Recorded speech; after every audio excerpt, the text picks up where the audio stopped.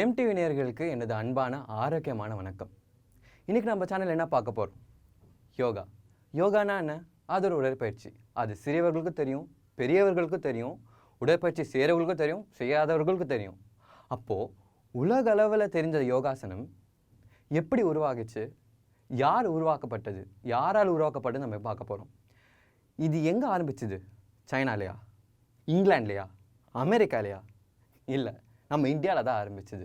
அது யாரால் ஆரம்பிச்சுன்னா, அவர் ஒரு முனிவர். அவர் பேர் சேஜ் மஹாரிஷி பதாஞ்சலி. அவரால் தான் யோகாசனம் ஆரம்பிச்சுது. இப்போ நம்ம யோகா பற்றி ஒரு சின்னதாக ஒரு விரிவாக பார்ப்போம். யோகானா என்ன? நான் பொதுவாக சொன்ன மாதிரி அது ஒரு உடற்பயிற்சி. அது எதுக்காக செய்கிறோம்? நம்ம மனதை நிதானமாக்க நம்ம செய்வோம். அண்ட் யோகாவுக்கு இன்னொரு வேர்டு இருக்குது, ஆசனம். ஆசனம்னா என்ன? அதுக்கும் இன்னொரு வேர்டு இருக்குது, அது இறுக்கம். இறுக்கம் என்பது நம்ம செய்யும் உடற்பயிற்சி கை கால்களை இறுக்கமாக வைப்பது தான் இறுக்கம் என்று சொல்கிறோம். வாங்க எப்படி செய்யலான்னு பார்க்கலாம். ஜெம் டிவி நேயர்களுக்கு அன்பார்ந்த காலை வணக்கம். நாம் இன்னைக்கு நோய் தீர்க்கும் ஆசனங்களை பற்றி பார்க்க போகிறோம். அர்த்த மச்சேந்திர ஆசனம்.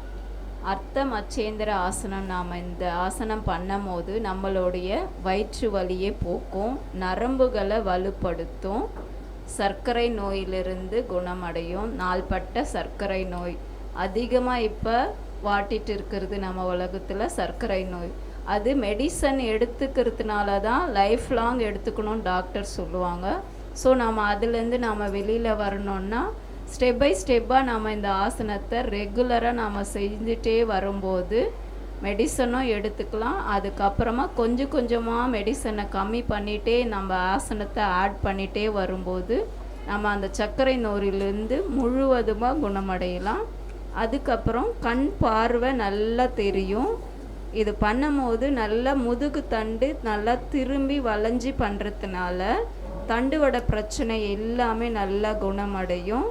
முதுகு தண்டு பிரச்சனை, ஸ்பைனல் கார்டு நல்லா ஒர்க் ஆகும். அங்கே இருக்கிற பிளட் சர்க்குலேஷன் எல்லாமே நல்லா மூவ் ஆகும்போது அங்கே இருக்கிற முதுகு தண்டுவட பிரச்சனை எல்லாமே குணமடையும்.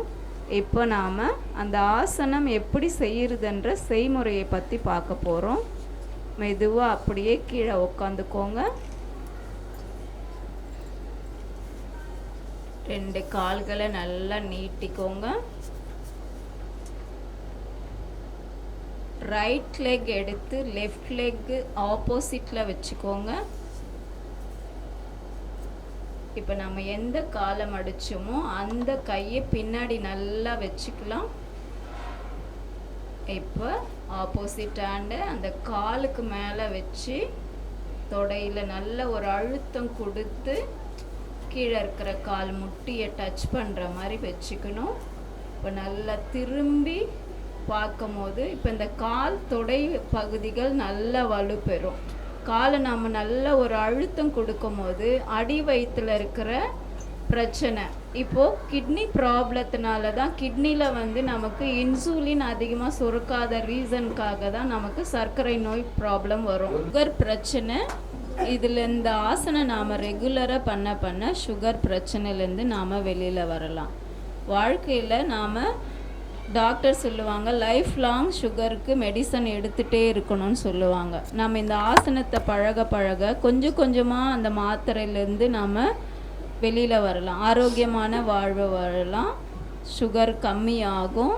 இந்த கால் அழுத்தம் கொடுக்கறதுனால அங்கே உள்ள உறுப்புகள் எல்லாமே நல்லா ஆக்டிவேட் ஆகும். அங்கே ரத்த ஓட்டம் அதிகமாகிறதுனால அப்போ நமக்கு அங்கே எந்த பிரச்சனையும் இல்லாமல் இருக்கும். இப்போ சுகர் ப்ராப்ளம் வந்துச்சுன்னா கிட்னி எஃபெக்ட் ஆகும், கண் பார்வை குறையும், எல்லாம் உடம்பு சோர்வடையும், ஹார்ட் அட்டாக் வர்றதுக்கு நிறைய சான்சஸ் இருக்குது. ஸோ நாம் இதுலேருந்தெல்லாம் வெளியில் வரணுன்னா மெடிசன் இல்லாமையே நம்ம யோகா பண்ண நம்ம அதுலேருந்து வெளியில் வரலாம். ஆரோக்கியமான வாழ்வு வாழறதுனால நம்மளுடைய உடம்பும் ஆரோக்கியமாக இருக்கும், வாழ்வும் அதிகமாக நல்லபடியாக இருக்கும். இப்போ 20 கவுண்டிங் வரைக்கும் இவங்க இதில் இருந்தாங்க. மெதுவாக கையை கொண்டு வந்து முன்பக்கமாக திரும்பி காலை எடுத்து ஸ்ட்ரெயிட்டாக உக்காந்துக்கோங்க. கண்ணை முடிக்கோங்க. நார்மல் ப்ரீத்தில் இருங்க. இப்போ அடுத்த காலுக்கு பண்ண போகிறோம். இப்போ வலது கால் முடிச்சிச்சு. லெஃப்ட் லெக் எடுத்து ரைட் லெக்குக்கு வைக்க போகிறோம். கால் தொடை கிட்ட வச்சு நல்ல ஒரு அழுத்தம் முன்பக்கமாக இழுத்து அந்த பக்கமாக இருக்கிற கையை பின்பக்கமாக வச்சுக்கோங்க. வச்சுட்டு இந்த கையை நல்லா க்ராஸ் பண்ணி கீழே இருக்கிற முட்டியை டச் பண்ணிக்கோங்க. நல்லா பேக்கில் திரும்பி பார்க்கணும். இந்த மாதிரி நல்லா இப்படி ஒரு திரும்பி பார்க்கும் போது கண் பார்வை பிரச்சனை எல்லாமே குணமடையும். இங்கே ஒரு அழுத்தம் கொடுக்கறதுனால தொடை பகுதிகள் எல்லாமே வலுவடையும். எக்ஸ்ட்ரா இருக்கிற அந்த தை மசில்ஸ் எல்லாமே பேட் கொலஸ்ட்ரால் எல்லாம் குறையும். அப்படியே இருங்க. 20 கவுண்டிங்கில் இருக்கலாம்.